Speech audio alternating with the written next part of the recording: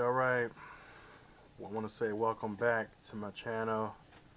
1985 out of Cadillac, Fleetwood Brougham. Uh, this is really part 3 of the Steps to Christ. How to find peace with God. I mean, this is a nice book. This study that we're going to be doing, we're going to touch on the first paragraph. As you can see right here, I'm gonna give you a little shot. We did this one right here last video, God's love for man. I think what we're gonna do with this one is I read the first paragraph, but what I'm gonna do this time is I'm gonna really show you into detail like how powerful that this book is. I just skimmed on the top surface. But I'm gonna show you what this first paragraph. I mean, how much detail it is and information, because I mean, God really gives His people a lot of information if you know how to study. Um, so, and one thing about me and the way I was taught is that you just don't read the Bible like it's a book. You know, it's a certain way how you study the Bible. You know, line upon line, precept upon precept, here a little and there a little, and always two witnesses represents two scriptures. So, by that being said, like I said, that's God's love for man. I'm gonna give you a shot of that book, that close up, Steps to Christ, How to Find Peace with God. And once again, if you're new to this channel was just based on me selling my car, but you know, I transitioned from doing that, and I just, you know, was just blessed by the Lord to say, you know what, maybe I should just start speaking more about how good that the Lord is in this book that He blessed me with. Um, I think I should share it. You know, I shouldn't. We shouldn't keep God's jewels to ourselves, because that's not what it's about. You know, Christ always spoke about love your brother, love your neighbor. You know, so I think throughout all my studies and everything I've been learning, man, I've just been piling up information. And it's like, man, I think it's time. You know, only the Lord will tell you when it's time for you to spread your wings, where you can come out and you can teach. You know, no, and I'm not a teacher. I just feel like I just been blessed with information where I can show those who don't know too much just how to study and how to bring out light out of things. You know, I'm not at advanced. You know, only been doing this for a short time, but thank God, you know, that He had blessed me with the right people around me. You know, but once again, I just want to get back to the book. It's called Steps to Christ: How to Find Peace with God. Now we left off um, in the other video. I broke down what is love, the true definition of love. I guess I'm just want to do a little recap on that, just to give you the scriptures. If you didn't tune in, but you can go back and look at the video. Um, we was talking about love, um, and we broke down like what is love. You know, what does the Bible speaks about love?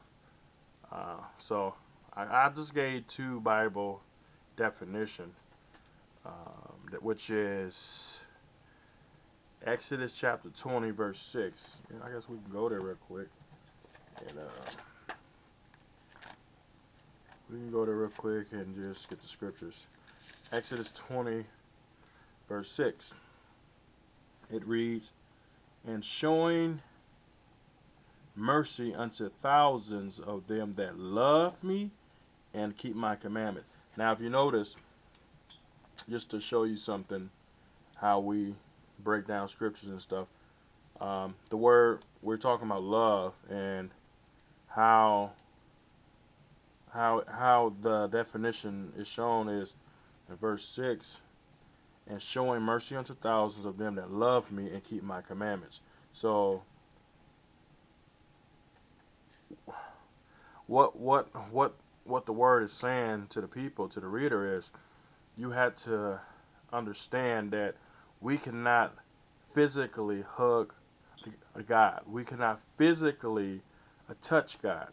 So the love that the Bible is actually talking about is not our type of love where we could hug somebody or we can hold somebody's hand. Um, the Bible says God is spirit. We must worship him in spirit and truth. So how do we do that? Right here, it shows you, "And showing mercy unto thousands of them that love me and keep my commandments." So how do we love God? By keeping his commandments. The commandments is the key of all things, because we show God that we love him by keeping his laws. His commandments is how we show God how we love him, because he's not a man that we can see. So we have to show action with God. Okay? Now let's go to one more scripture just to go break down love. We're going to get this going.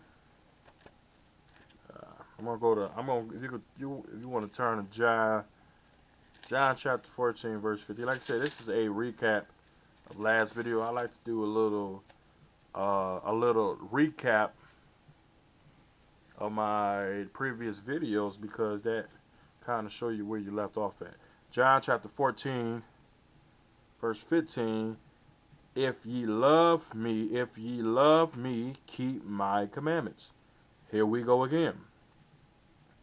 We see the same thing that was in Exodus 20, chapter 6. This same trait from the Old Testament to the New Testament. So you can't say, "Oh, no, it's in the New Testament different." No, it's same thing. If you love me, keep my commandments.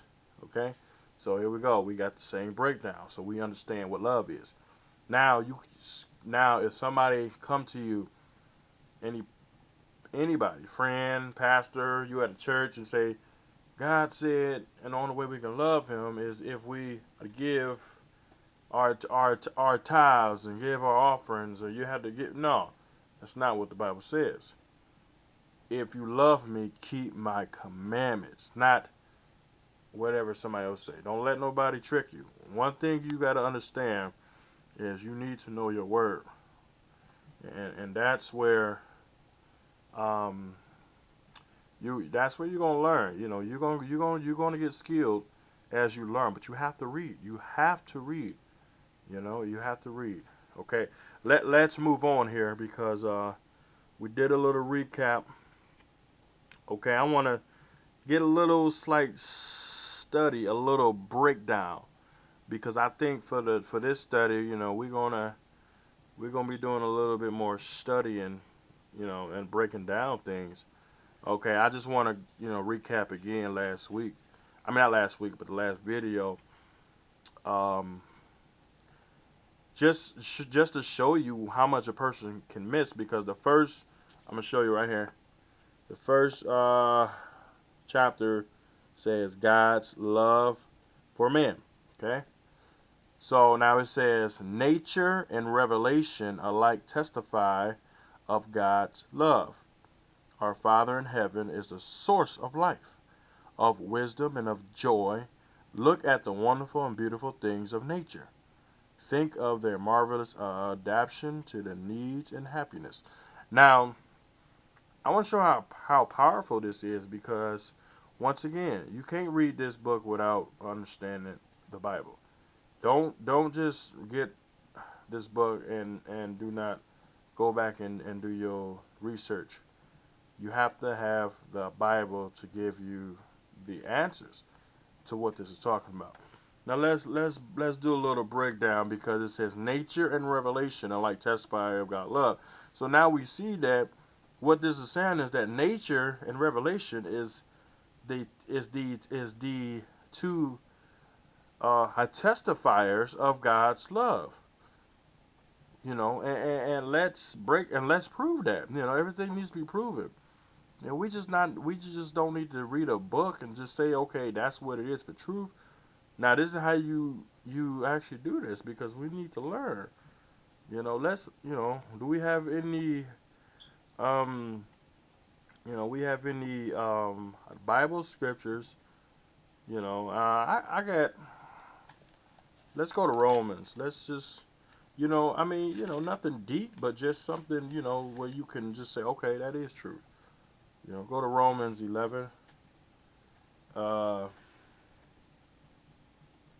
let's go to Romans 11:24, and it reads, "For if thou were cut out of the olive tree, which is wild by nature," okay, so we're saying that the olive tree is wild by nature, "and wert grafted contrary to nature into a good olive tree, how much more shall these which be the nature branches be grafted into their own olive tree?" Okay? So remember here, into their own olive tree. Remember, we're talking about nature and revelation testify of God's love. Okay? Now let's understand, let's get a little breakdown on this, because it says, "For if thou were cut out of the olive tree, which is wild by nature," okay, "and were grafted contrary to nature into a good olive tree, how much more shall these which be natural branches be grafted into their own olive tree?" Natural. It's nature and natural. You know, nature and natural. Okay, now let's get a breakdown of it, because we need to understand the word the word nature. Okay, because remember, it says nature and revelation are like testifies God's love. What does nature really means? Okay, now let's talk about what this verse is talking about, because we need to understand it's talking about something that's bearing fruit, something that's naturally come from nature. Okay, now let's see.